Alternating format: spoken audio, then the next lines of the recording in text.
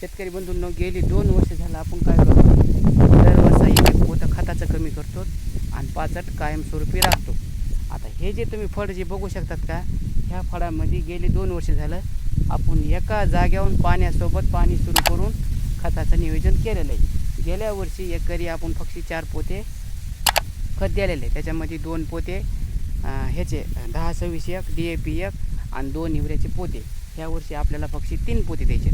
पण गेल्या वर्षी एक गोष्ट मी नोटीस केली. आता ही पूर्ण जी मी तुम्हाला बाजूच्या कॅमेऱ्यामध्ये दाखवतो, ही पूर्ण जी बाजू तुम्ही खताची बघू शकतात ना, ही खालची बाजू खालच्या कडीची आणि लांबणीचं अंतर 500 फूट आहे.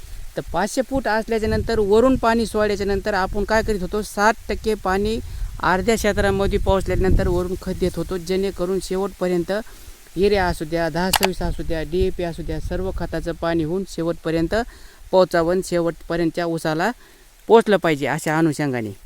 पण काय झालं तर माहिती का, सुरुवातीला बरं का, एकदम सुरुवातीला तिकून ऊसाची साईज बी चांगली होती, ऊस बी तिकून पोचलेला आहे, पण इकून काय होतं, बारीक ऊस वाटत होता आणि थोडा पिवळसर ऊस वाटत होता. तर माझ्या मनात समजा मला शंका येत होती की 100% इकडे खत पोहोचत नसेल म्हणून ऊस बारीक राहिला असेल. पण आता शेवट आहे बघा, आपला मशीनचं नियोजन झालेलं आहे, 4-2 दिवसात आपला ऊस जाईन. पण आता येड्याला आल्याच्यानंतर मी एक गोष्ट शेतकरी बंधूंना नोटीस केली, म्हणावं तशी आपल्या खर्चाच्या मानाने, पाण्याच्या मानाने, मेहनतीच्या मानाने ऊसाची साईज आलेली. आता खालची साईज तुम्हाला ओळखायची कशी, पूर्णपणे ह्या इकडं ढवसा असत आहेत बघा, इकडं नळ्या नाहीत काय नाहीत, वरच्या बाजूने नळ्या आहेत, ढवसा असत तिथं आणि ढवसा असून पाणी साचून पूर्णपणे पांढरं झालेलं आहे. ह्याला पांढरं बुरशी चढल्यासारखं झालेलं आहे. हे तुम्हाला समजा ओळखण्यासाठी एक सांगतो.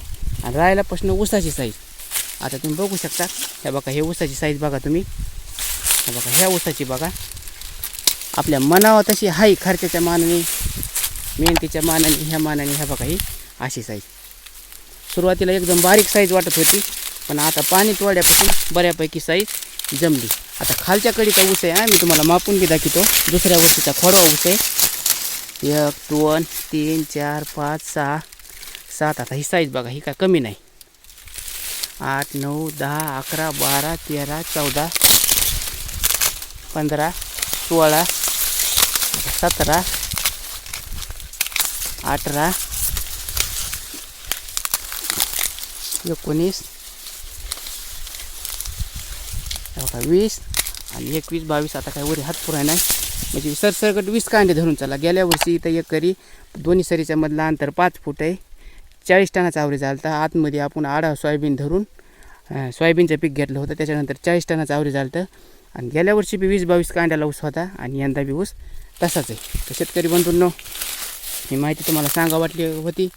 तुमचं काय मत आहे काय नाही, एक कमेंट नक्की व्यक्त करा. भेटत राहू अशीच नवीन काही ना काही माहिती घेऊन. तोपर्यंत धन्यवाद. राम राम.